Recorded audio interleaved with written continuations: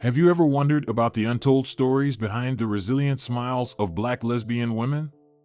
Their hearts carry scars from the intersections of race, gender, and the stigma of HIV. Icons like Audre Lorde and Marsha P. Johnson fought in the shadows, challenging societal hatred while enduring personal battles. Lorde, confronting cancer, and Johnson, a Stonewall hero whose mysterious death was never properly investigated. Despite giving so much, they were often met with judgment and erasure. What drove them to fight so fiercely? How did they endure the death sentence of an HIV diagnosis? Join us as we uncover the powerful, often overlooked legacies of 20 Black lesbian women who lost their lives to AIDS. Their stories will ignite your spirit, challenge your thinking, and leave a lasting impact. Are you ready to embark on this journey? Audre Lorde, the hidden truth behind her poetry. Few people know that before becoming a renowned poet, Audre Lorde endured torment torn between love and rejection even from those closest to her. Lorde grew up in a family that held her to impossibly high expectations. Her parents dreamed of their youngest daughter becoming a flawless woman but refused to accept her differences. The moment Audre realized she was attracted to her female classmates, she also felt the cold gaze and disdain from her mother. "A child like that cannot live under this roof," her mother once said, a statement that felt like a death sentence for Audre's identity. Audre's first love came with Carol, a girl from the same neighborhood. Their love blossomed in secrecy, overshadowed by the constant fear of discovery. They met under the cover of darkness, hidden corners of streets or secluded parks. During these stolen moments, they barely dared to hold hands, always terrified of being seen. But their secret couldn't stay hidden forever. One evening, Carol's father caught them embracing behind her house. Furious, he dragged Carol away and threatened to report Audre to her own family. The next day, Audre's mother confronted her, demanding she end the relationship or leave the house. Carol was also forbidden from seeing her again. Heartbroken, Audre begged for one last chance to meet Carol, but all she received was a short note: "I can't do this anymore. Please forgive me." Shattered and overwhelmed by despair, Audre locked herself in her room for days, consumed by grief. It was a devastating blow, yet it became the catalyst that transformed her pain into power. She began to write poetry, pouring her anguish and longing for freedom into every line. Audre's early works faced harsh rejection. Critics labeled her as rebellious and mad, but she refused to be silenced. As she grew older, she confronted more tragedies, battling cancer for 2 decades and losing many loved ones to HIV/AIDS. Yet, she never abandoned her commitment to justice. Her poems became torches, illuminating the path of resistance for people of color and the LGBTQ+ community. Before her death in 1992, Lorde left behind a rallying cry that echoed through movements around the world: "Your silence will not protect you." This powerful warning became a spiritual legacy, inspiring millions to rise against injustice and oppression. Marsha P. Johnson, the mystery behind the death of an icon. The death of Marsha P. Johnson remains one of the greatest unsolved mysteries in the history of LGBTQ+ activism. As a Black transgender woman, Marsha faced not only external discrimination but also rejection from her own family. What truly led to her tragic and suspicious death? Marsha grew up in a small town in New Jersey, where bigotry and prejudice were as pervasive as an incurable disease. Her family constantly restricted her self-expression, forbidding her from wearing feminine clothing. At the age of 17, she was cast out of her home and set off for New York with nothing but her dreams of living authentically. In New York, she quickly found a sense of belonging within the LGBTQ+ community, becoming a beacon of hope and inspiration for many. Marsha was deeply involved in activism, particularly with ACT UP, a movement advocating for the rights of people living with HIV/AIDS. Despite her contributions, her life was marked by relentless violence and discrimination. She endured beatings, starvation, and abuse even in places she thought were safe havens. In 1992, Marsha's body was discovered in the Hudson River. The police hastily ruled her death a suicide, but those close to her believed she had been murdered. Several witnesses reported that Marcia had been threatened by a group of attackers shortly before her disappearance. Despite these claims, the authorities showed little interest and the case was never thoroughly investigated. Although Marcia is no longer with us, her legacy lives on. She remains an enduring symbol of strength and inspiration for social justice movements worldwide. Her courage and activism continue to light the path for countless others fighting against oppression and inequality. The story of Storm DeLarverie, the person chosen to be the trigger of the historic event at Stonewall, will surprise you. Storm was born into a multi-ethnic family in New Orleans.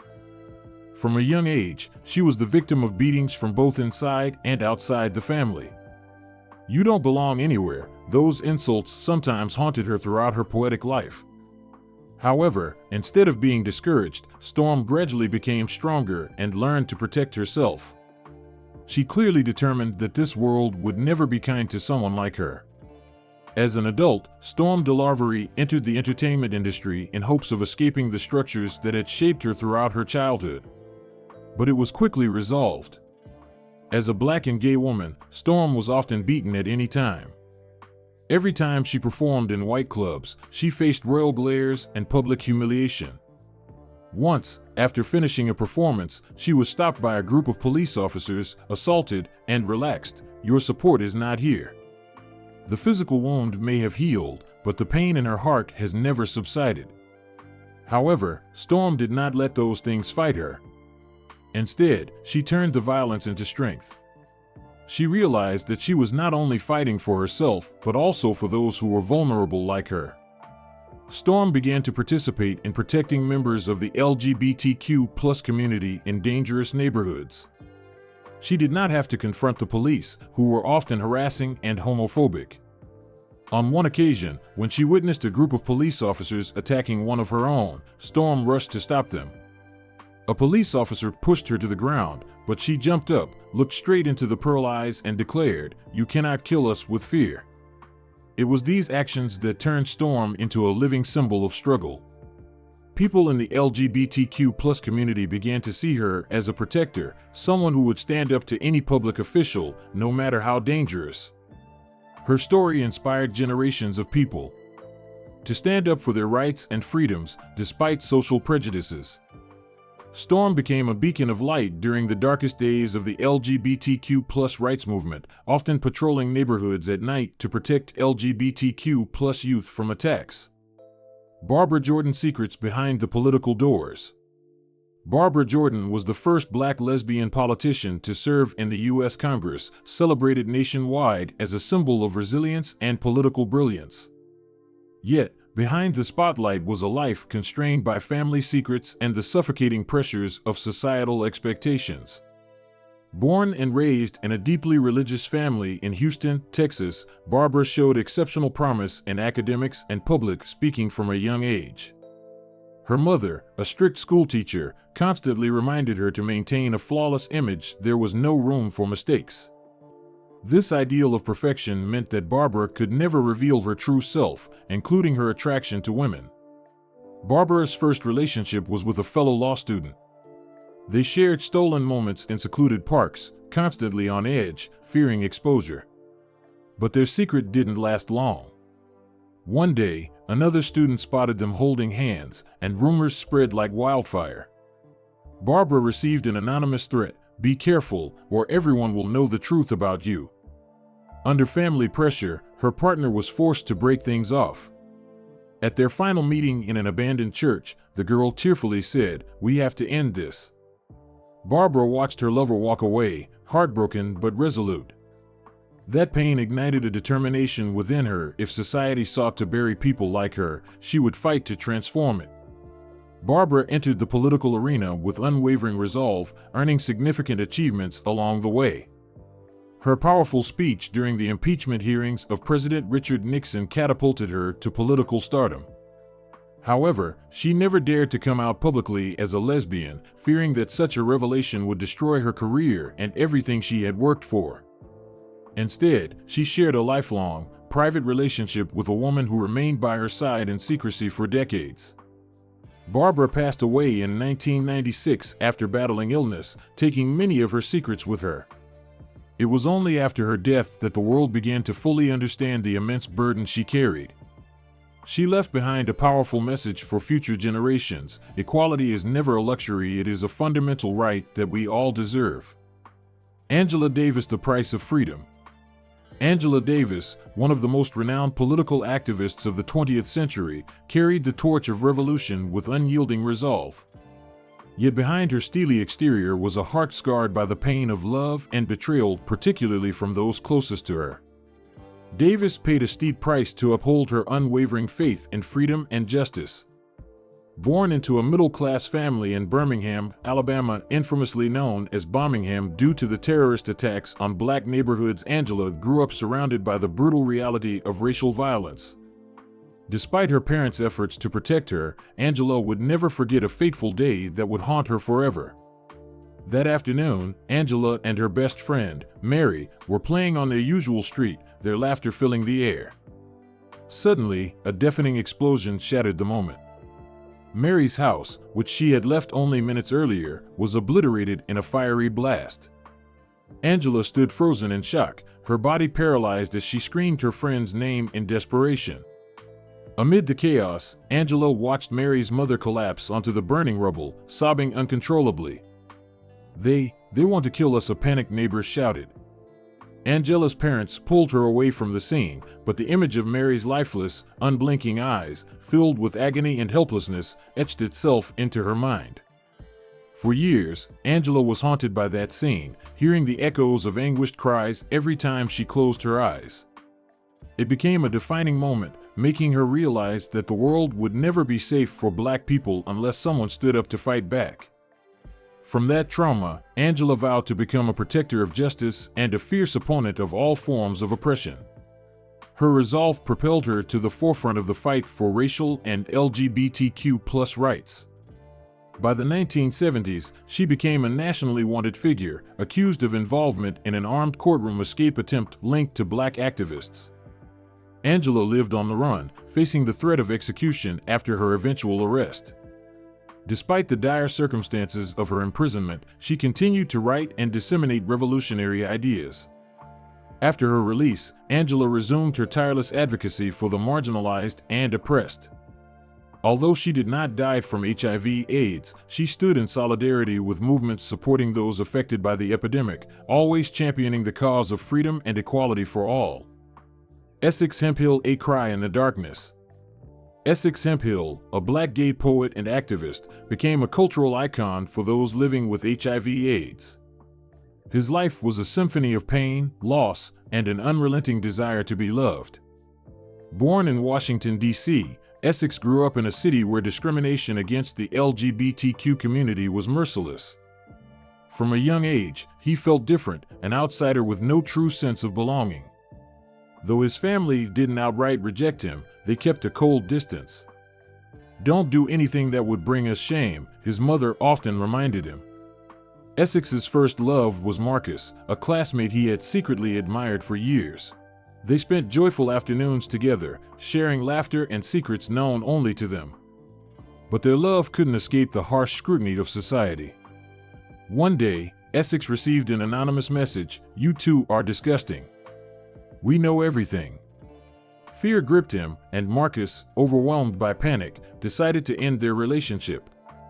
The breakup devastated Essex, plunging him into a crisis. He wandered the streets at night, feeling abandoned by the world. At home, he faced the cold solitude of four walls and unanswered questions. Yet, in the depths of his despair, Essex found solace in poetry.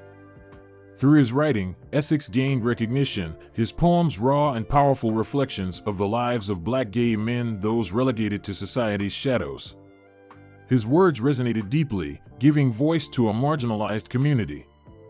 But just as his career was reaching new heights, Essex received a crushing diagnosis: he was HIV positive.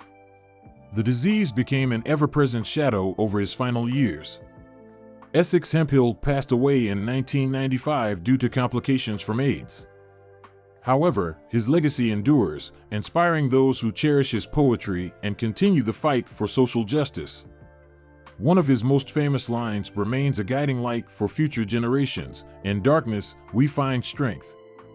And from that darkness, we shine. Josephine Baker, The Spy in Feathers. Josephine Baker, the world-renowned dancer known for her iconic feathered costumes, led a life filled with secrets beyond the glamour of the stage.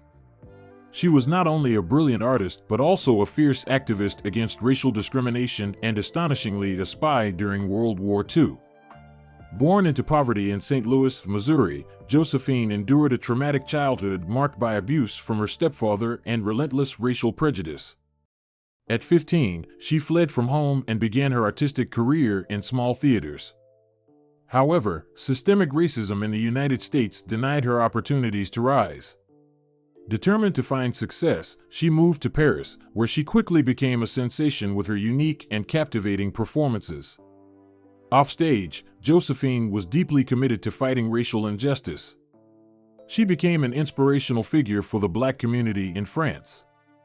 When World War II erupted, Josephine leveraged her fame to gather intelligence for the Allied forces. She skillfully smuggled sensitive documents, hiding them in her sheet music and costumes, outwitting enemy agents with ease. After the war, Josephine returned to the U.S., hoping to be recognized for her activism. Instead, she faced continued discrimination due to her race. Undeterred, she intensified her efforts for civil rights, participating in protests and adopting over 12 children of different ethnicities to demonstrate the power of love transcending racial boundaries. Josephine Baker passed away in 1975, her health and finances depleted. Yet, her legacy endures, a shining symbol of artistry, love, and courage. Her remarkable life story continues to inspire those who honor her for both her brilliance on stage and her relentless fight for justice. Pat Parker. Poetry in the Heart of the Fire. Born and raised in a poor family in Texas, Pat Parker was acutely aware of the crushing weight of societal prejudice and the hardships faced by Black women. Her father, a mine worker, toiled endlessly for a meager wage, while her mother, a woman whose dreams were left unfulfilled, yearned for her children to escape the chains of poverty. From a young age, Parker realized she was different not only because she was Black, but also because she was a lesbian, an identity that was condemned by both her family and society.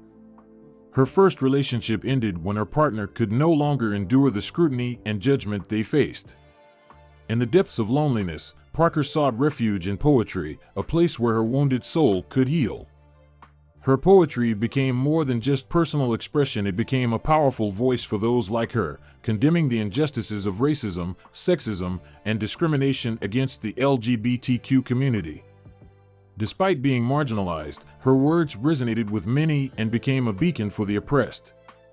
In the midst of her rising career, Parker received devastating news: she had contracted HIV.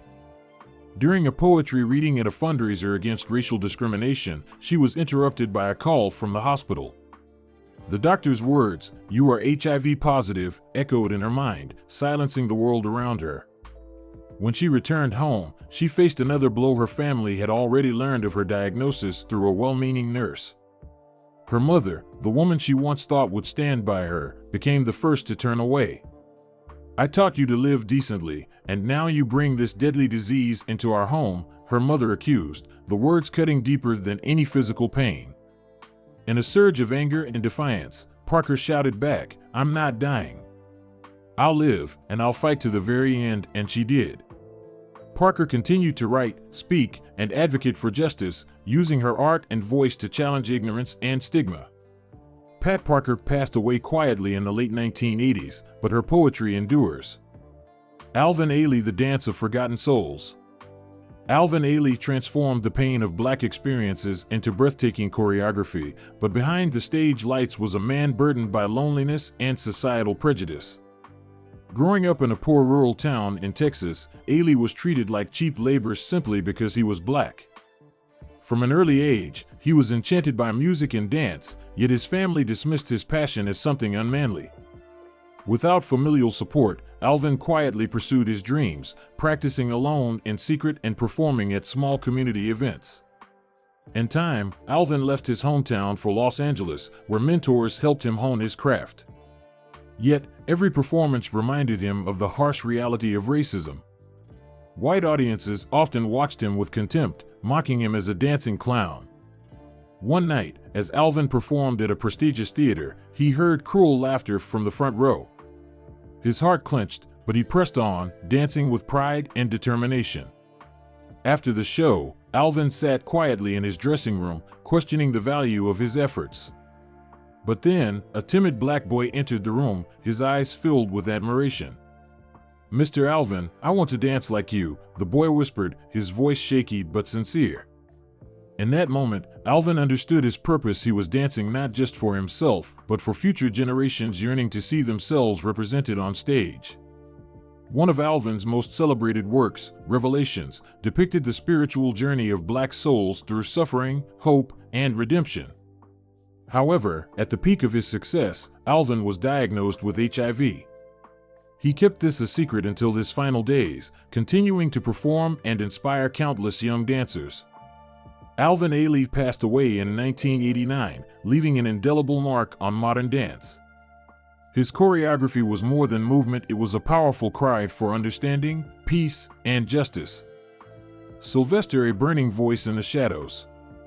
If you've ever heard the timeless disco hit "You Make Me Feel Mighty Real," then you know the voice of Sylvester, the trailblazing, gender-defying star who revolutionized American music in the 1970s. Yet behind the glittering disco lights was a life marked by upheaval and heartache. Born into a strict Christian family, Sylvester knew early on that he was different. He adored singing and glamorous fashion, often mimicking famous female stars. His parents, however, disapproved. Boys should be strong, not prissy, his mother often scolded. But Sylvester couldn't deny his true nature. He would secretly try on self-made outfits and sing softly in his room. The situation worsened when his mother discovered his relationship with a close male friend. Her anger exploded. "You've disgraced this family," she screamed, her eyes filled with rage and disgust. His father offered no support, silently turning his back. That night, Sylvester was forced to leave home. Alone and heartbroken, Sylvester wandered the dim streets with nowhere to go. The pain of rejection overwhelmed him, and he collapsed on a curb, tears streaming down his face.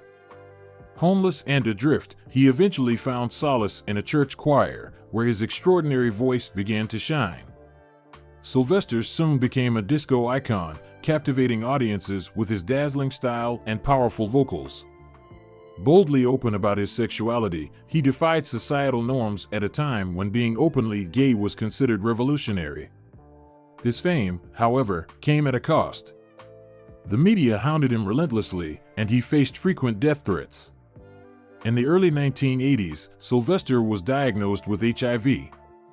He understood it was a death sentence but continued to create music.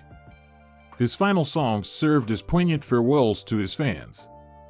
At his last performance, dressed in a sparkling outfit, he smiled and said, "Don't cry. I've lived a wonderful life." Sylvester passed away in 1988, but his music and fearless persona remain a beacon of inspiration for the LGBTQ community. His legacy proves that art can be a powerful force to break down barriers and challenge prejudice. E. Lynn Harris, The Hidden Pain Between the Pages. E. Lynn Harris, the celebrated black gay novelist known for his complex love stories, lived a life shadowed by loneliness and torn between love and familial duty. His novels became a sanctuary for secrets he could never voice in real life. Born into poverty in Arkansas, Lynn lost his father at a young age. His mother remarried a man who was abusive, turning Lynn's childhood into a constant cycle of fear and suffering. He always felt different but was too afraid to share his truth. In this house, only two things matter: faith and obedience, his stepfather once declared, pushing Lynn deeper into isolation. Books became his only source of comfort. In college, Lynn came to terms with his identity as a gay man but kept it hidden. He engaged in secret relationships, living in constant fear of being exposed. His worst fears were realized when his family discovered his secret and cast him out. Devastated, Lynn left Arkansas and moved to Atlanta, hoping to rebuild his life. There, he pursued his passion for writing. His early works centered on the lives of black gay men, portraying the pressures and discrimination they endured. Publishers initially rejected his manuscripts, deeming the subject matter too controversial. Refusing to give up, Lynn self-published his books and sold them by hand until they gained widespread acclaim within the community. Lynn became a literary icon, but personal pain continued to haunt him. Many of his relatives never accepted his true self. Despite his success, he carried the scars of rejection and alienation throughout his life. In 2009, Lynn Harris passed away from heart disease, leaving behind a powerful literary legacy. His novels were more than romantic tales, they were a call for empathy and acceptance of those whom society had cast aside. Through his stories, Lynn gave voice to countless individuals who shared his struggle for dignity and belonging. Willie Ninja, the king of dance in an age of prejudice. Willie Ninja, a name that illuminated the underground ballroom culture of Black and LGBTQ+ communities, was celebrated as the father of Vogue. This dance, with its powerful yet graceful moves inspired by fashion magazine poses, became a cultural phenomenon. However, Willie's life was a long journey of struggle and a relentless quest for recognition. Born in Queens, New York, Willie was captivated by dance and fashion from a young age. He was frequently mocked by peers for his flamboyant style and unconventional interests. His mother, the only person who supported him, taught him to face criticism with confidence. "You must be yourself because no one else can live your life for you," she said, a mantra that guided him throughout his life. In his 20s, Willie entered the underground ballroom scene for queer people of color. His mesmerizing Vogue performances quickly made him a star. More than just an art form, Vogue became a way for Black queer individuals to assert their identity in a hostile society. With his boundless talent and creativity, Willie founded the House of Ninja, one of the most renowned houses in the ballroom community. Despite his success, Willie faced relentless discrimination. Mainstream entertainment largely excluded gay Black artists, forcing him to remain on the fringes of the industry. Yet he refused to give up, mentoring young dancers and empowering them to embrace their identities with pride. In his final years, Willie was diagnosed with HIV. Although his health rapidly declined, he continued to perform and teach until he could no longer stand on stage. He passed away in 2006, but his iconic Vogue moves and trailblazing spirit live on, inspiring generations within the LGBTQ+ community. Reggie Williams, the Warrior of Hope. Reggie Williams was a pioneering activist in the fight against HIV/AIDS in the U.S., symbolizing resilience and breaking through prejudice to save countless lives. Yet, behind his public campaigns, he carried the pain of family rejection. Born in Cincinnati, Ohio, Reggie excelled academically but faced intense discrimination as he came to terms with his sexual orientation. His deeply religious parents could not accept that he was gay, with his mother telling him to pray harder to rid himself of the devil's temptations. Seeking acceptance, Reggie moved away and became involved in LGBTQ+ advocacy. Witnessing the devastating impact of HIV/AIDS, especially the loss of close friends, he dedicated his life to activism. Reggie founded the Black AIDS Institute in Los Angeles, the first organization focused on supporting Black people affected by HIV. He lobbied for policy change, provided care for abandoned patients, and ran awareness campaigns to reduce stigma. Though he passed away in 1999, his legacy endures through the Institute's work. His words, "No one should die in loneliness and shame," continue to inspire the fight against HIV/AIDS. Phil Wilson, the man who never gave up. Phil Wilson is a dedicated activist and a survivor of the HIV/AIDS epidemic. His journey, marked by personal loss, led him to become a beacon of hope for the Black community affected by HIV. Few know of the emotional struggles he faced, especially from those closest to him. Born in Chicago, Phil grew up amidst prejudice against being Black and gay. His father's words, "You have to be strong," became a burden, leading to loneliness and self-doubt. In the early 1980s, Phil was diagnosed with HIV. Staring at the result, he wondered if he would die like many of his friends.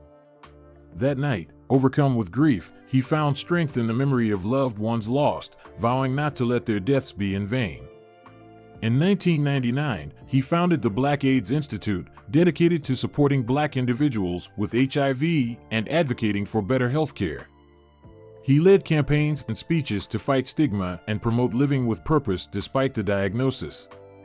Today, Phil remains a symbol of resilience and continues his work, reminding others that making a difference in life is what truly matters.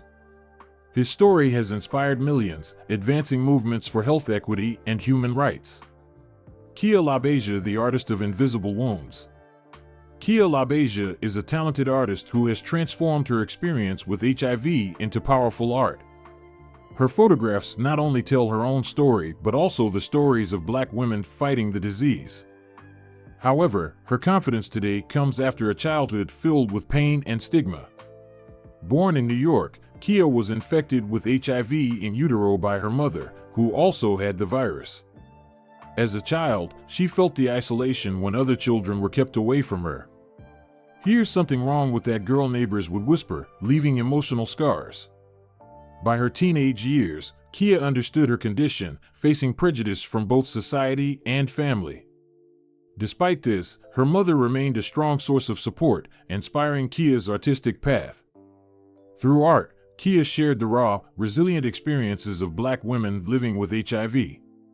Her work became a call for empathy and understanding, combating the discrimination and silence surrounding the disease.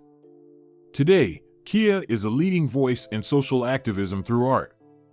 Her exhibitions around the world share a vital message: HIV isn't what makes us scary. The real danger is silence and ignorance. Kia continues to inspire and challenge stereotypes, using her art to drive change. The characters in these stories have all endured immense pain, loss, and discrimination, yet they refuse to let tragedy define their lives. They transformed their suffering into strength, rising to fight for freedom, equality, and the right to live authentically. Their legacies continue to inspire countless people, serving as a powerful reminder that only by confronting injustice can we begin to change the world. All the information in this video has been gathered from reputable sources and is intended for informational purposes only. We encourage viewers to explore multiple sources to gain a well-rounded and accurate perspective. Don't forget to hit the like button, share your thoughts in the comments, and follow our channel to stay updated on future videos. Together, let's discover fascinating insights into global culture. Subscribe now to receive our latest videos as soon as they're released.